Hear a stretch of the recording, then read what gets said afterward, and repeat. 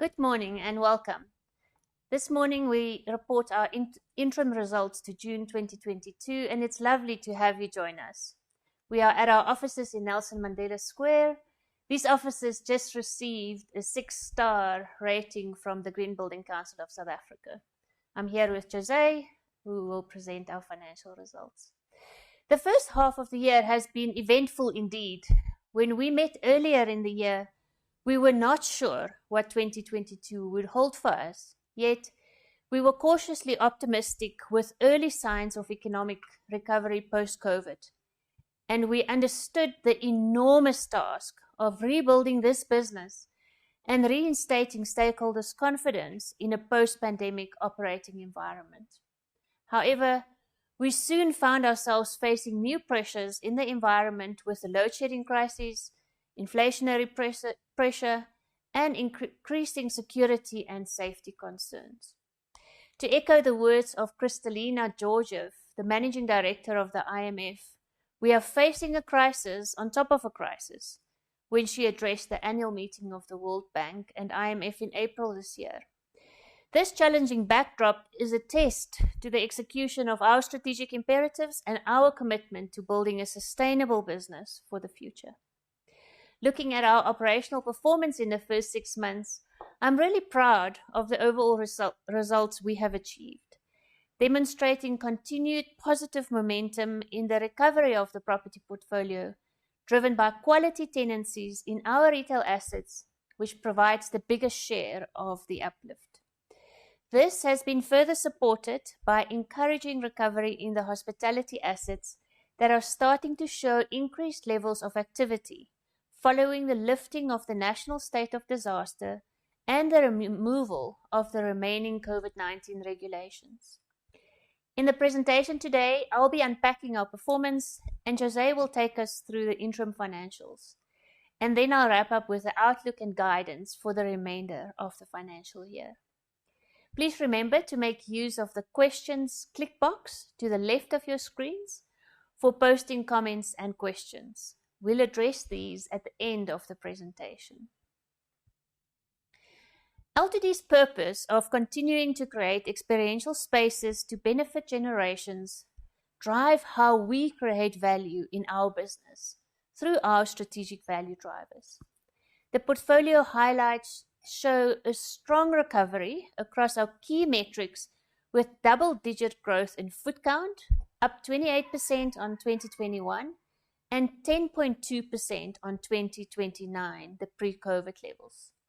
Similarly, retail turnover has improved by 25.1% against 2021 and 16.1% compared to 2019. We've also seen better occupancy rates and good leasing activity in the period, particularly in the retail space, with our retail occupancy now at 97.2%, which is an indication that demand for space in L2D's retail assets remains strong.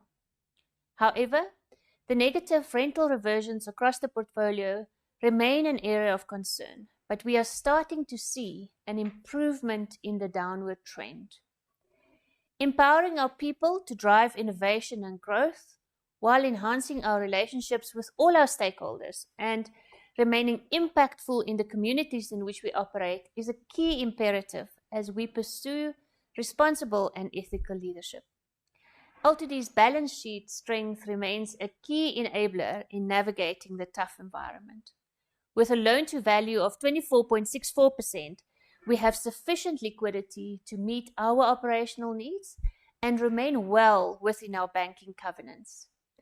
Our board declared a full payout of distributable earnings of 17.48 cents per share, which is an 11% increase on the same period in 2021. Environmental sustainability within our ESG framework remains key to our business. We have placed continuous focus on implementing our bold commitments to achieving our net zero 2030 targets, and the results are showing as we see continued improvement in waste, water, and energy savings. One thing that has emerged quite strongly coming out of the COVID pandemic is that there's still a strong demand for in-person retail, coming here, being in the asset and leisure experiences. This requires that we provide services and experiences that give customers reasons to come to our mall and to stay here for longer. A total of 35.6 million visitors have frequented the L2D malls in the first half of the year, which is greater than the same period in 2019, but also ahead of the second half of 2019, which had the advantage of the festive period. Some of the customer experience offerings in the period included the commerce market that we hosted at Sandton City. The event was held on the Protea Court rooftop and took place in June. It was a first for Sandton City as a venue. It normally happens at one of the surrounding schools.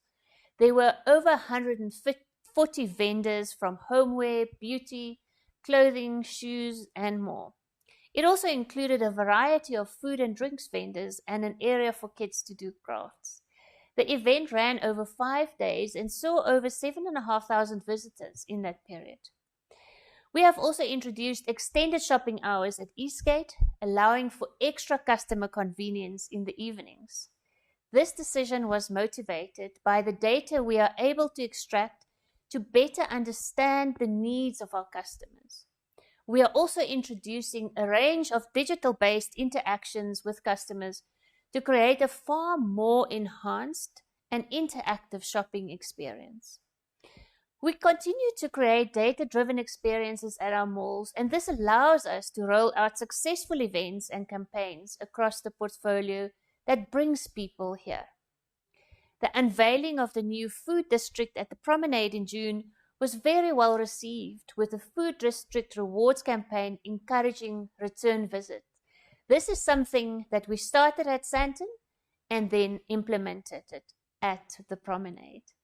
Over 8,600 transactions were recorded with customers throughout the campaign period.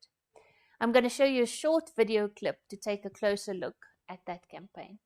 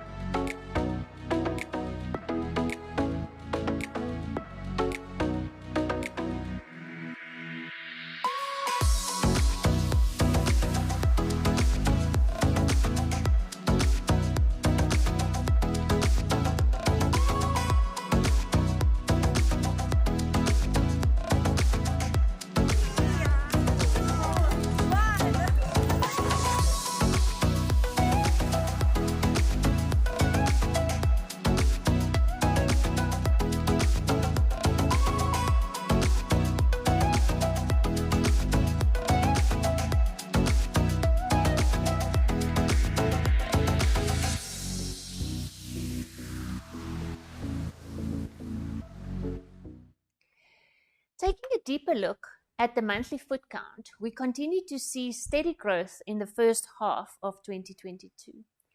The April and May foot count performance was particularly successful, significantly outperforming the 2019 comparative months.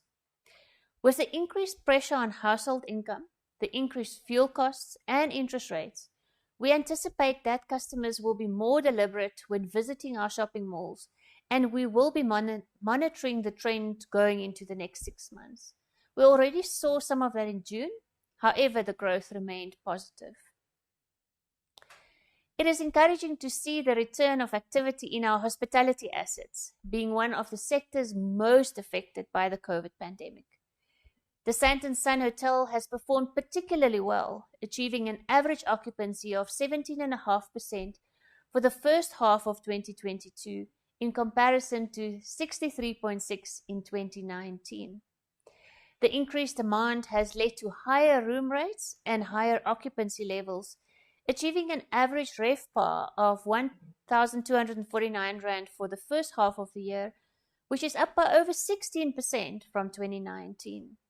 Somebody asked me this morning if one cannot ever get a hotel to 100%. Well, that's not quite possible because you have to turn rooms. You sometimes have day visitors, so 71% is an extraordinary occupancy. The Garden Court occupancy still lags 2019 with an average occupancy of 40.7% for the first half of the year. The Sandton Convention Centre has hosted 81 events in the period, compared to 23 events for the same period in 2021. In the month of June alone, there were 18 events held, including the return of some of the 2019 events. This last weekend, we hosted a very successful Decorex at the Sandton Convention Centre, and by 10 o'clock every morning, there were not one single parking bay left in this whole precinct. We are also excited to celebrate the reopening of the newly branded Sandton Towers. This morning, in fact, it was previously the Intercontinental, and that's another sign that we are gaining some positive momentum in our hospitality assets. Stats SA has recently released the retail sales year-on-year growth of 0.1% for May 2022, whereas L2D in comparison achieved 13.5% on May 21. L2D portfolio continues to perform ahead of the market, despite increasing pressure on household discretionary spend. The portfolio turnover growth for the first quarter was 13.6%, compared to quarter 1 2019, with the second quarter achieving an impressive 18.4% growth compared to the second quarter in 2019. This translates to 16.1% turnover growth for the first half of the year, as I said earlier, versus 2019, and 25.1% versus last year. The top retail categories driving this performance includes luxury brands, apparel, grocery, technology, and health and beauty. Overall, all our retail categories are ahead of the comparative 2021 period, which is a really great sign. Over the past 2 years, luxury brands benefited from the travel restrictions imposed. With the easing of travel restrictions, the turnover growth in this category has slowed. However, there is still good growth compared to pre-COVID. In our engagements with the international retailers, they continue to see opportunities in our market, and that is really very encouraging. Conversely, the resulting travel boom has had a positive impact on the luggage and leather category, achieving turnover growth of 112% versus 21 and still 2% ahead of 2019. If we exclude Sandton, which accounts for the luxury category at large, the portfolio remains 6.4% ahead of the comparative period in 2019 and 21.4% ahead of 2021. With our current tenant mix and future tenants opening soon, we expect to see this trend continue throughout the year. We are conscious of the rise in costs. They really give us sleepless nights, and Jose is going to unpack some of those a little bit later. And also the impact that the current environment has on customers' overall spending ability. Let's take a closer look at the trading density of our individual assets, and it is promising to see continued improvement each month.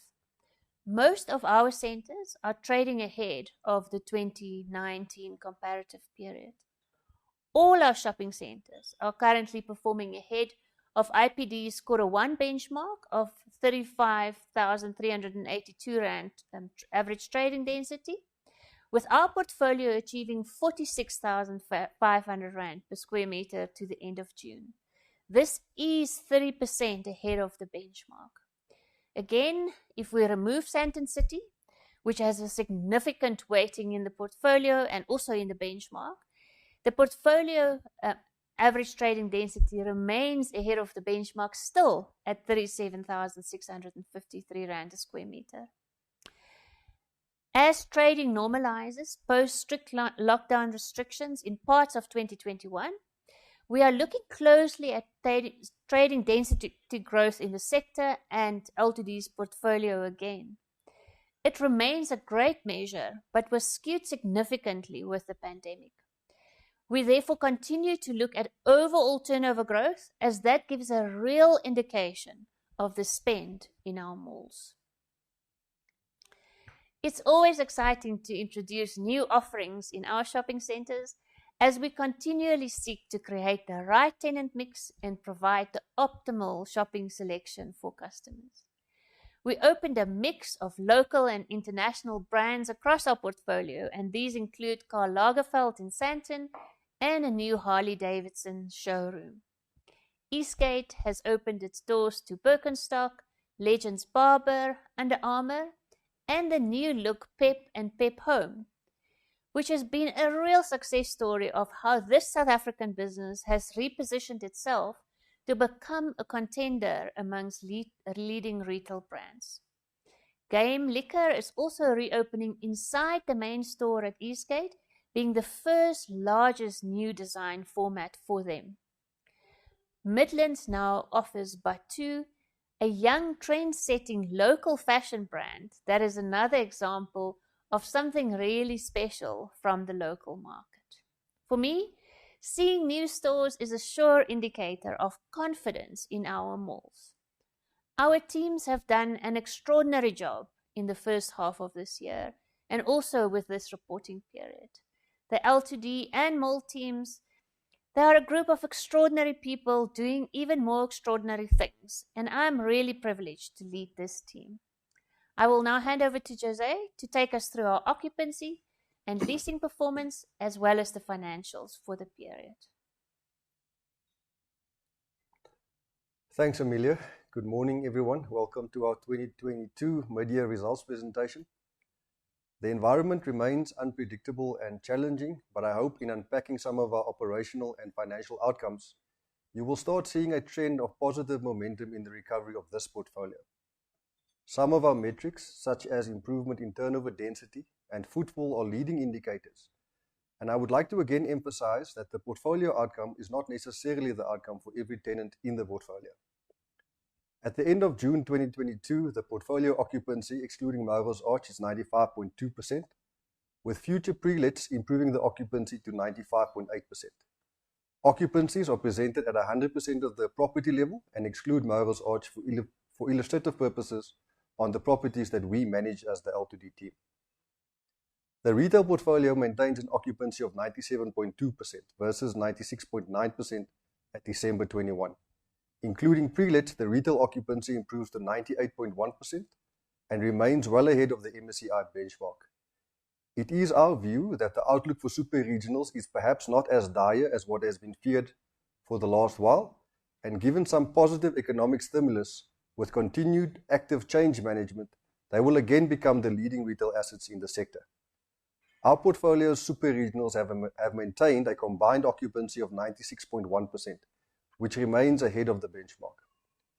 The improved demand for retail space within the portfolio has given us the opportunity to be more selective, ensuring the right tenant mix, and to negotiate a little harder on what sustainable rental income levels are. We continually look to manage risk and ensure that concentration risk in terms of GLA exposure to particular tenancies are within acceptable levels, and to gauge what the mix needs to be as market trends and favour for certain retailers evolve. The office portfolio remains under pressure with an occupancy of 88.4% versus 87.8% at December 2021. It maintained its position ahead of the MSCI benchmark of 83.3%. The office vacancy equates to 3.1% of total portfolio GLA, while the retail vacancy equates to 1.7% of total portfolio GLA. We have signed all the agreements for the sale of the Standard Bank building and expect transfers shortly. This building is fully let and consequently will have a negative impact on the office occupancy numbers going forward. However, we anticipate the relative impact on the portfolio is less than 1%. On to some of our leasing activity. We concluded a total of 179 deals for the 6-month period, compared to 133 renewals and deals in the comparative period last year. The in-force lease escalations remain healthy at 6.8%. Of the renewals achieved, escalations are 6.4% in offices and 7% in offices, and 6.4% in retail. New deals achieved escalations of 6.5%, 6.4% in offices, 6.4% in retail, and 7% in offices. We have entered a period of inflation growth and remain under pressure from a reversionary perspective. but are of the view that achieving escalations in the portfolio exceeding 6% is positive at this point in the cycle. For the remainder of the year, we still have renewals equating to roughly 70,000 square meters of GLA to negotiate, which includes Woolworths at 14,600 at Sandton City and Melrose Arch at 5,000 amongst the office tenancies there. On to some of our reversions. At L2D, we have a great focus on financial sustainability in the portfolio, driven by the comprehensive cost of occupation. We've done some work in unpacking some of the drivers hereof, which I'll try and explain. For a tenant to carry a growing cost of occupation, one or a combination of the following things need to occur. Their margins must increase, their trading density needs to improve, and the cost of trading in the space, which includes the cost of letting, needs to decrease. The economic environment being the spending power of our catchment area drives part hereof. The combined efforts of landlord and retailer drives the ability to extract spend in our environment while keeping costs contained. Although we have seen improved results from retailers, we certainly haven't seen their margins increase to a point where it can justify the rebase of an overall cost of occupation. The improved densities, footfall, and controllable cost containment in our portfolio demonstrates that between retailers and ourselves, we are moving forward in our portfolio. What we conclude, though, is that the economic environment doesn't justify a higher cost of occupation in comparison to historical levels. Efficiencies by both retailers and landlords are driving positive outcomes. However, maintaining even the historical levels of cost of occupation is being eroded by municipal cost increases that significantly exceed inflation and income growth in the property sector. In essence, as landlords, if we cannot pass on higher cost of occupation to tenants, and the pace at which improvement in efficiencies do not outstrip increases in municipal costs, we are facing declining prospects of profitability. This slide illustrates the South African all-property growth in operating costs since 2006 in the MSCI database, with rates and taxes completely outstripping CPI. For 16 years straight, the cost increases annually for rates in electricity and water has been near 10% per annum. In South Africa in 2010, rates was a fifth of average property expenses. Today it now represents in excess of a quarter. If you add in water and electricity, the spend is in excess of 60% of total property expenses. It is not all dire. We continue to focus on and implement initiatives to reverse this trend. Amongst the host of other steps, our board has recently approved the expansion of solar at Eastgate, equating to capital spend of some 160 million rand and expanding the capacity to 4.3 megawatts. We are in process of investigating wheeling and other cost-reducing initiatives. Over time, it will be the portfolios that get this right, coupled with managing to keep up with retail and sector trends that will outperform. Portfolio rental reversions for the period was minus 16.3% year to date, and this represents 2.7% of the portfolio GLA. The reversion calculation that we present considers monthly basic rent and property expense recoveries only. When factoring in rates recoveries, the reversion improved from minus 15.6% to minus 10.7%, which illustrates the point that the impact of stagnant cost of occupation while rates increases are happening is the 5% differential that is additional as a consequence only of increases in taxes in a one-year period.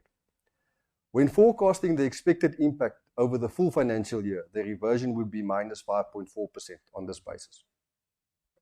This is before the impact of increased water and electricity recoveries are included.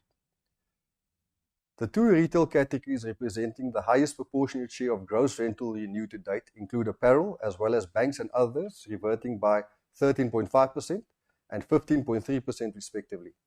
A breakdown of some of the other categories, together with their relative impact on the portfolio, is provided in the slide. We are hoping for an overall outcome on 2022 reversions of low double digits. As noted earlier, we still have 70,000 square meters of GLA to do for the remainder of the year. Onto our income statement.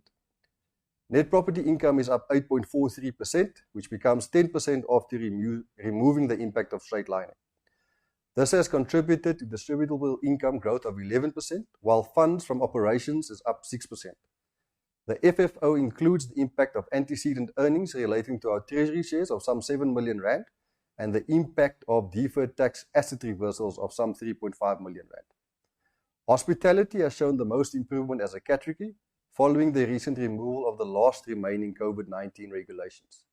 The removed limitations on gatherings and travel have contributed positively to the growth in the sector. The office assets remain under pressure and the recovery in our office exposure remains muted. We provided 15 million rand of tenant support in 2021 versus 3.2 million rand being provided in 2022.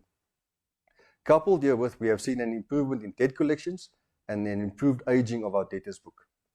Head office operating costs increased by 7.1 million rand compared to the prior year, primarily driven by inflationary adjustments to the cost base and short and long-term incentives awarded to staff, which was off a lower base in the prior year. Efforts to reduce head office costs included a review of the cost base, a temporary freeze on hiring, which has resulted in savings of 2.2 million during the year thus far, amongst other operational cost savings. Net interest expense increased by 7.95%, with lower average cost of debt offset by higher debt levels in the portfolio.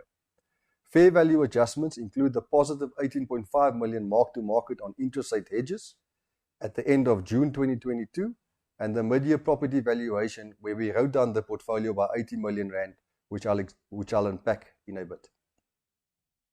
If we look at NPI growth on a sector basis, we've drawn some comparison to the prior year as well as the same period in 2019.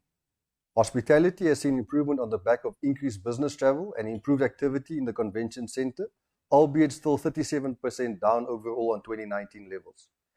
As mentioned earlier, the Sandton Sun occupancies and RevPAR are tracking ahead of 2019, while Garden Court has not yet fully recovered.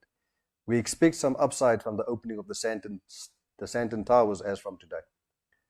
NPI growth in retail has been encouraging compared to the prior year, although still 20% down from 2019.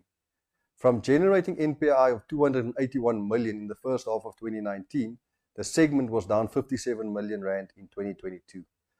This was most notably impacted by the super regionals, Sandton being 23 million rand down and Eastgate 28 million rand down, as well as the regional centre Nelson Mandela Square being 9 million rand down. Heavily impacted by the COVID-19 impact on the restaurants components, which has shown some recovery during the first half of 2022. The leading operating indicators are showing that most of the current improvements we can expect to be coming from the super regionals and the hospitality assets over the next while.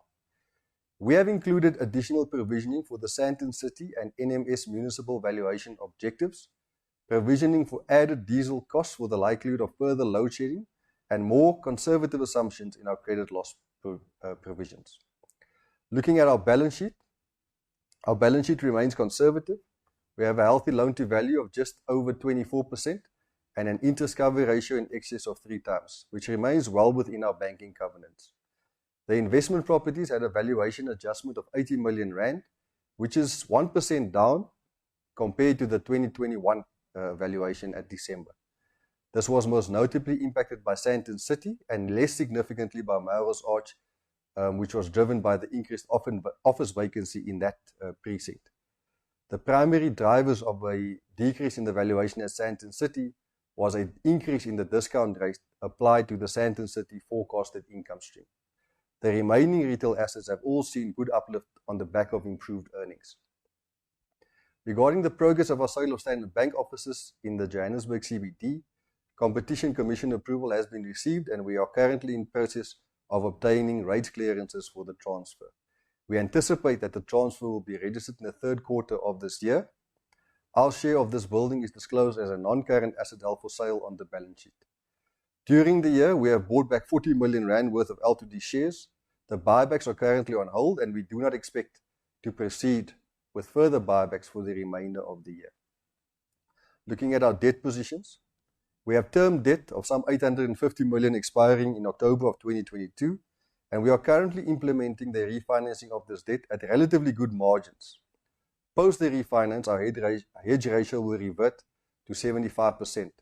The average expiry of our term debt will increase to just over 4 years, and the average hedge duration from our interest rate swaps will be about 3.75 years. I would like to thank the team for all the hard work they've put in getting these results out, and I will now hand back to Amelia. Thank you. Thank you. Thanks, Jose. The state of emergency that was declared with the flooding in KwaZulu-Natal earlier this year, the ongoing national energy crisis, alongside the increase in fuel prices globally, has demonstrated the urgency in securing more sustainable and cleaner forms of energy. We continue to pursue our net zero targets in order to optimize operational efficiencies and minimize our portfolio carbon footprint. This is a commitment and responsibility we take seriously as L2D. Our net zero targets for waste are on track for 2022, with the portfolio diversion from landfill continuing to improve. Since the partnership with Waste Plan in August 2021, we have made significant progress on reducing our waste to landfill. The waste diversion average ending June 2022 is up to 84% compared to December 21, which was 74%. And in fact, at the end of July, it was 89%. And at the end of the first quarter, only 76%. So there's been a great shift. This means all our assets in the portfolio are now above 80%. The last mile waste management solutions, such as dry composting, have been implemented, and contaminated plastic waste management will be implemented in the third quarter. These initiatives will assist in bringing the diversion rate closer to 100%, and we will be ready for our net zero waste certification this year as per our commitment. Energy consumption over April, May, and June has surpassed the same period in 2021 due to restrictions and the lockdowns that we had in 2021 and the amount of load shedding we had. Yet we remain well below the 2019 baseline and the MSCI industry averages. The installation of solar PV systems is key in reducing emissions for the portfolio, and a significant investment continues to be made in this regard, as Jose mentioned. Our current solar PV commissioned projects equates to a reduction of 3.6% reliance on the power grid, and further solar projects in the pipeline will reduce reliance on the grid by a further 20.5%. Investigating the additional introduction of a wheeling solution will deliver around 20 to 25% of demand, thereby replacing about 50% of our annual energy demand with green solutions in time. Notwithstanding the improved operational metrics we have shared with you, we remain realistic on the uncertainties which prevail. The real task remains to ensure that we drive our priorities, commit to our strategic intent, and ensure that the gains we are making translate into improved financial results for the 2022 financial year. Looking ahead at the remaining 6 months, we expect the full year distribution to be up between 3 and 8% on the prior year. This forecast hinges on a few key assumptions: that the net property income is based on contractual rental and that we execute on our market-related renewals, that there is no new major tenant failures, that the impact of the COVID-19 pandemic on the socioeconomic status will not change substantially, and that there are not any more significant economic impacts that we didn't foresee. The Mandela Day theme this year remains so true for where we are. Do what you can with what you have, wherever you are. Inspired by this, we step forward every day at L2D, uniting behind our clearly set out goals, but also behind the bold belief that we have a key role to play in making a difference in the communities in which we operate, in our economy, and in our country. Thank you. I'm going to ask Gareth to help us with the questions. Thanks, Amelia. Just looking at the questions on the webcast, I can only see one at this stage. It's from Pranita Daya at SBG Securities, and she's actually got 3 questions in one here. So I'll read all 3 out. Firstly, how are your objections to municipality rates valuations progressing? Second question is, what proportion of your portfolio has solar power already installed? And third question is, are there any initiatives in place to address the high office portfolio vacancies, and could you elaborate on what these are? Start with Elias. So on the valuation, these are progressing. We are unfortunately at the mercy of the Valuations Appeals Board with the municipalities. The Sandton one was meant to be completed already, but has now been postponed to October of this year. We have been through a number of iterations of the Valuation Appeal Board process with them. And our view as management are that we are a little bit more confident of achieving the outcome that we need, having heard the evidence from the municipal valuer and having been presented the opportunity to present our case with our consultants. So it is ongoing. We are currently provisioning heavily in our balance sheet for an unexpected outcome, but we do expect it to be positive. So on the question of the solar, so we currently have 3.6%, as you said, of our portfolio covered by solar. We have a plant in Midlands. We are busy increasing that. We have one at Eastgate, and we had just opened one or started using the one at the Promenade earlier this year. And then the additional approvals that we have in place will see us take that to closer to 20% as we progress. On the office vacancies, whilst the absolute number in the office vacancies seem to be a high percentage, I want to remind us that the vacancies in the offices overall in our portfolio only equates to 3.1% of our GLA. So it is still relatively small. There are some good demand for some office space here at Nelson Mandela Square that we are busy closing out. But offices remain a huge challenge, and there are not enough economic growth to help fill these offices. That is what we need. We need the economy to come right. We need jobs to be created. We need that to move forward for us to take these offices and fill them up. We will continue with the initiatives that we have in place, and we believe that in time those will bear fruit. But I do believe that overall offices in general will sit with a structural vacancy probably of around 20% in the office sector as we go over the next number of years. Thanks. Some more questions coming through on the webcast. The next one is from Joan Muller from the Financial Mail, and she's asking, how will higher inflation likely impact the business over the next 6 to 12 months? I think from a number of perspectives. The first being that it will impact the retail consumer, the customers that come into our mall significantly. Their discretionary spend will be impacted. The inflation and the fuel cost with continued rising in personal expenditure on energy costs in the country is a concern to us. From a valuations perspective, I think the discount rates being applied to the valuation of our assets over time will also be impacted as we see the impact of that coming through in the forecast period. It adds another layer of, I guess, pressure on our retailers and our consumers, which is ultimately what drives our business. And we hope that it will be contained and that we will see better policy decisions that enable a more positive economic environment. Thanks. Next question is from Mwesho Nene at SBG Securities. With SA tourism likely to pick up in December 2022, does your guidance incorporate upside in hospitality revenue in the second half of 2022?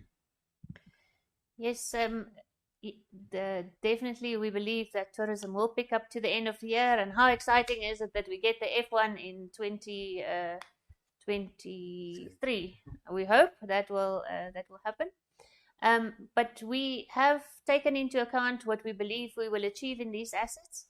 However, this is we do this as best as we can. We don't have a crystal ball to see exactly what will happen in our hospitality assets. We have sight to the bookings that are already there, and we work with the information that we have to forecast the best we can out of the assets at this point in time. Thanks. Next question is from Zaid Paruk. Are you considering any changes to your capital structure or asset ownership? How has the feedback been from various stakeholders, if any? At the moment, our focus is on extracting as much value from the current pool of assets that we have. There are some initiatives for utilizing a bit more of the bulk on these assets. We've said for a while that the standalone offices are on the for sales list, and we are executing now on selling the Standard Bank building. There has been some interest in some of the Inflanga offices. The offices that are an integral part of the retail precincts will remain. We can't see ourselves sectionalizing these precincts and selling them off, so we will continue to sweat those assets. But overall, we are focused on the large assets in our portfolio that we do have. Our stakeholders are in support of our strategy and continue to look forward to extracting value from these assets and making them better suited for the changing retail landscape. At this stage, I can't see further questions on the webcast. Maybe if we just give it a few more seconds as I refresh. Thanks, Amelia and Jose. No further questions from the audience. Thank you very much. Thank you very much for listening to our results, and I wish you a good second half of the year.